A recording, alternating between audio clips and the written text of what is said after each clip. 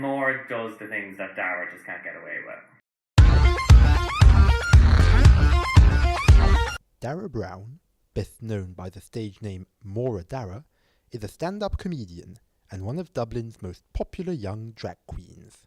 I don't think anyone would want to see like just a typical old boy standing up telling jokes, acting a fool on stage. There's sort of a more theatrical aspect of it when they see someone dressed up as a drag queen. It's sort of like drag queens sort of aren't real people, if you get me. They're like sort of like superheroes or like things on stage, like, and everyone wants to see a drag queen. Like nobody wants to, like, there's loads of people who look like me, you know, no makeup or anything. So I think the end look, when you just look so exaggerated, like I think people are more drawn towards it. I asked Dara how long he's been doing drag. I've been doing it, say, properly for about the past year, like over a year, but I've actually, the first time I got into drag was like 3 years ago. So I used to do it only once a year because there's this college event in DCU, and I loved being part of it. It was a lot of fun. So then I think I've started doing it more regularly, more recently as such. His first gig, by his own admission, went poorly. The performance didn't go well. It was my first time, and I was absolutely like bombing it. And then like I felt it was fun doing it, but I felt terrible afterwards, and even worse when I watched myself and then like I assessed myself and critiqued myself.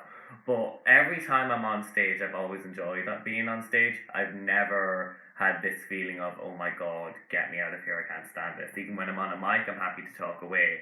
So I've never had that sort of panic rush type thing. So the feeling, yeah, it begins to feel like a second home when you're on stage eventually.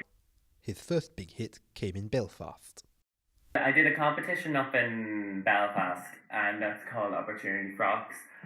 And when I did that competition, when I did my stand-up and then I performed a live song parody, when I could hear there was I didn't realize how packed the actual auditorium was, because generally when you're on stage, like, you're just on lights and you just see black, and all you can see is the front 2 rows, and then it's smoky afterwards. And then when I was landing all these jokes, I had rapturous applause and rapturous laugh, and it does encourage you to go. I was literally just like, I'm actually doing a good job here. So it's sort of like, gives you that kick up the backside to like go even further, go the extra mile. And I did, because I won.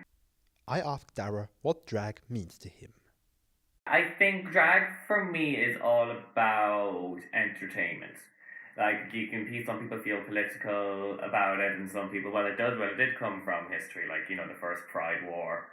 And I say war because it was the first Pride parade was in riot against the police in the California cafeterias and in Stonewall.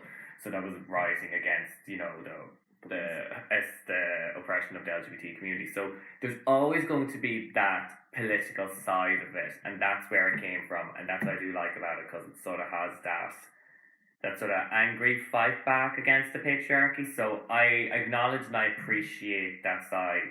Not that side, that the history of drag, and that's where it comes from, and all those people who marched and fought. We talked about the mainstreaming of drag through shows like RuPaul's Drag Race. I'm glad it looks like, to me, when I look at the younger generation, I'm so glad they don't have to go through the sort of oppression that I went through. So I'm hearing, my friends are teachers, and I'm hearing 10 and 11-year-olds discussing RuPaul's Drag Race.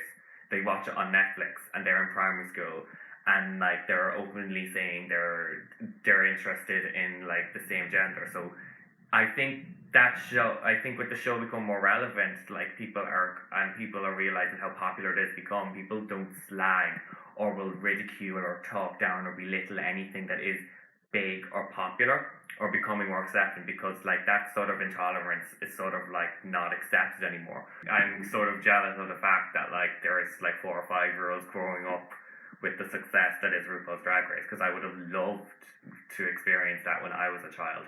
I concluded with a question on the future.